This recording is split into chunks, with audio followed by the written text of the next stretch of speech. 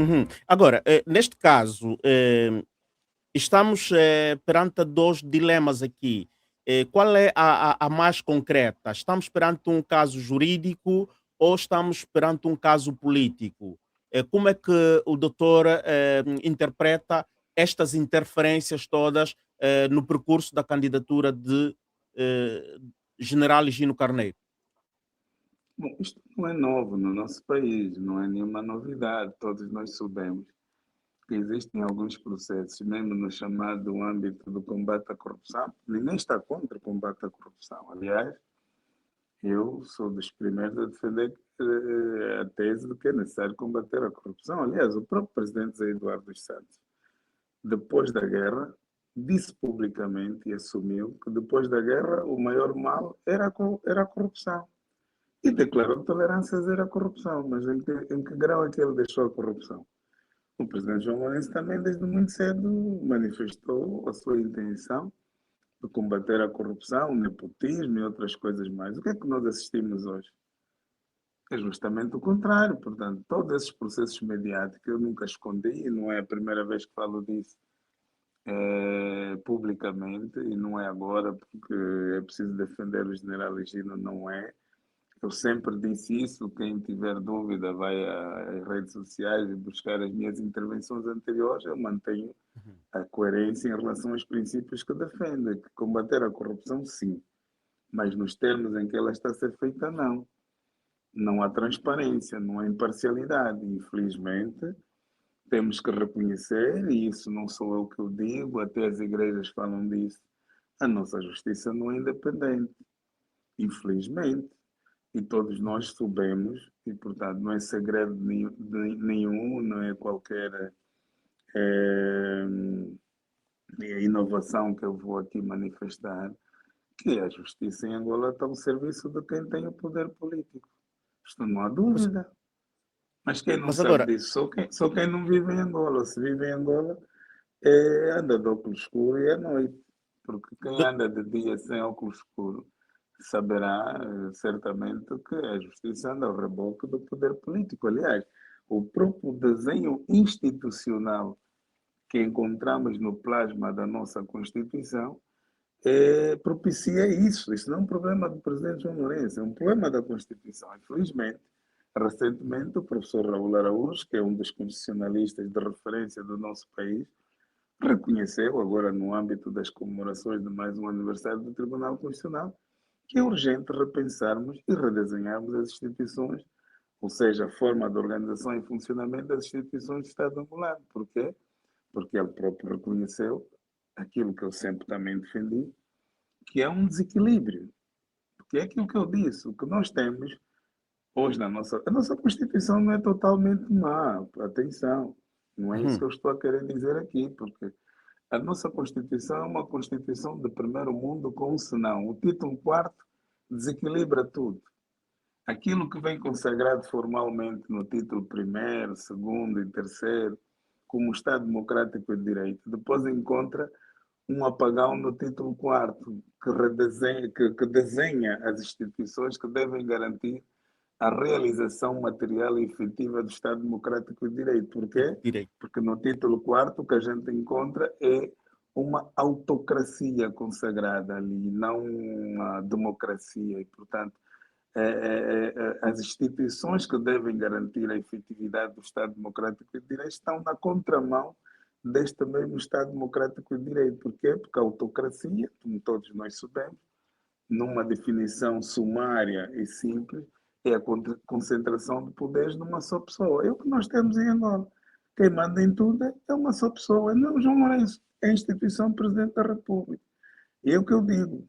Qualquer um de nós que for titular daquele cargo de Presidente da República, se não mexer nessa Constituição, há de fazer igual ou pior que o Presidente João Lourenço, assim como o Presidente Zé Eduardo Então, dos Santos. doutor, defende que na próxima, digamos, no próximo governo, há necessidade de se mexer, queiramos ou não, deveria constar na agenda política do próximo governo a modificação da Constituição, a revisão da Constituição?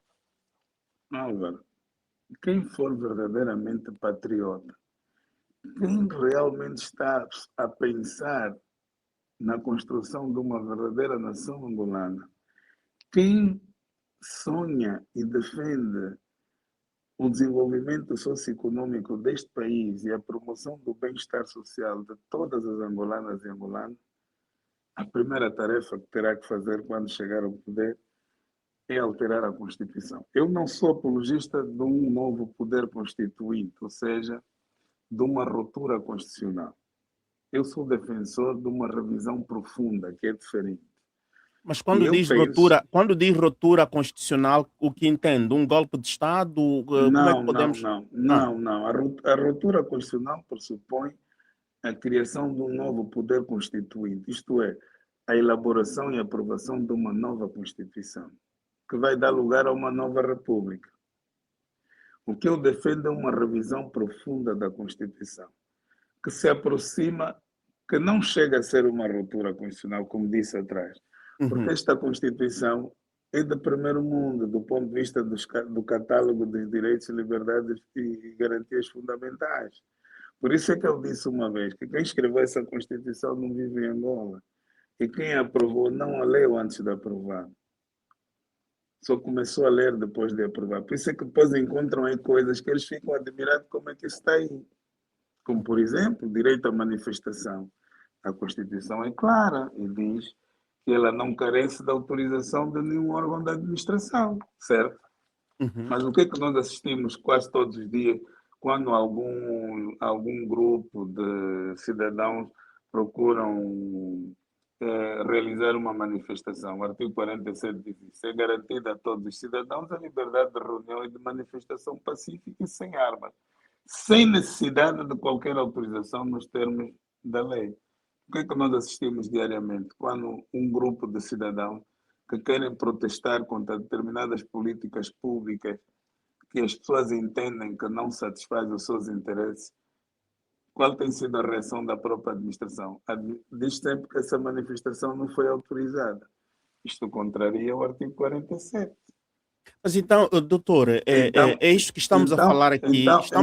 se o, Estamos perante recorrentes violações da Constituição.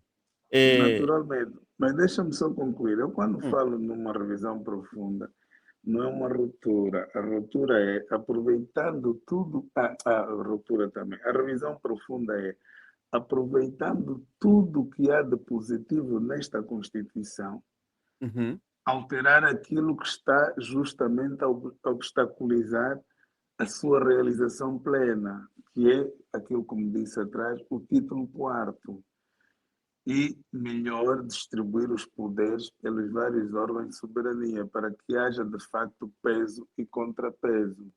E deixa-me dizer aqui, eu sou defensor neste momento de um sistema de governo semipresidencial. Para mim, este sistema presidencial que vem aqui consagrado já deu o que tinha que dar e já não tem mais nada para dar. E ele continua a ser o principal obstáculo da concretização do Estado Democrático de Direito em Angola. Um sistema semipresidencial, a semelhança do Cabo Verde e de Portugal, permitiria a existência de pesos e contrapesos, porque é porque o Presidente da República seria apenas o mediador dos demais órgãos de soberania, saber, o legislativo, o judicial e o executivo, e o último guardião da Constituição, para dizer o quê? Que sempre que o Parlamento aprovasse, por exemplo, uma lei proposta pelo Executivo, mas que levantasse alguma dúvida relativamente à realização do interesse público a favor do povo, o presidente poderia exercer aqui o papel de fiscalizador, mandando para o Tribunal Constitucional fazer uma fiscalização preventiva. Ou ainda vetar uma lei que ele entendesse que não satisfaz os interesses do povo. Aqui no nosso sistema atual isto não é possível, porque o Presidente da República é presidente do partido que tem maioria. E se nós olharmos para a produção legislativa do nosso Parlamento, mais de 75% das leis, para não dizer mais do que isso até, Uhum. é, a iniciativa é do titular do Poder Executivo. E, como sabeis, o poder executivo em Angola tem natureza singular, não é coletiva. E, Mas, portanto, doutor Raimundo, quando fala do sistema semipresidencialista, na altura, na Segunda República, quando se estava a fazer a Constituição para a Segunda República, lembro-me de uma grande proposta digamos, Molgrado, eh, França Van Doune, se não me engano, o ex-presidente do Parlamento, o ex-primeiro-ministro, ele tinha proposto o sistema semipresidencialista a modelo francês, em que eh, as eleições seriam legislativas e presidenciais. E aquelas legislativas teríamos um primeiro-ministro. Só que aquela de Portugal é um pouco diferente. O presidente quase que não intervém diretamente no aparelho do governo.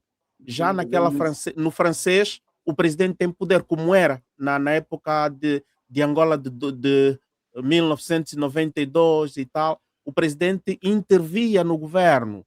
Não seria melhor termos os poderes mesmo separados, que seria. Mas é isso que eu defendo. Por isso é que eu citei aqui o modelo português e o cabo-verdiano. A gente diz, isso pode inviabilizar a governação, mas nós estamos a ver Cabo Verde como é que está a progredir. Uhum. O problema é a mentalidade dos homens, a maturidade dos nossos políticos. Agora, em Cabo Verde, o PICV, que estava fora do poder há 10 anos, há duas legislativas, há duas legislaturas, perdão, venceu as eleições e o partido da oposição não contestou. A primeira coisa que fez foi reconhecer a derrota e felicitar o vencedor. Nós nunca ouvimos problema no sistema cabo-verdiano nem no sistema português. Uns Uhum. dizem, mas não é Guiné-Bissau. Não, Guiné-Bissau é um outro caso. Isso aí são outros problemas, não tem nada a ver com o sistema semi. São golpes, aquele não é o sistema, são os golpes. E nós em Angola não temos tradição de golpe de Estado, nunca houve nenhum golpe de Estado em Angola, falou-se de uma tentativa do 27 de maio. Bom, acho que depois isso acabou por ficar gravado na memória de muitos dos nossos políticos e só por isso é que Angola vive ainda hoje a paz, a calmia, porque toda a gente quando se recorda do 27 de maio tem medo.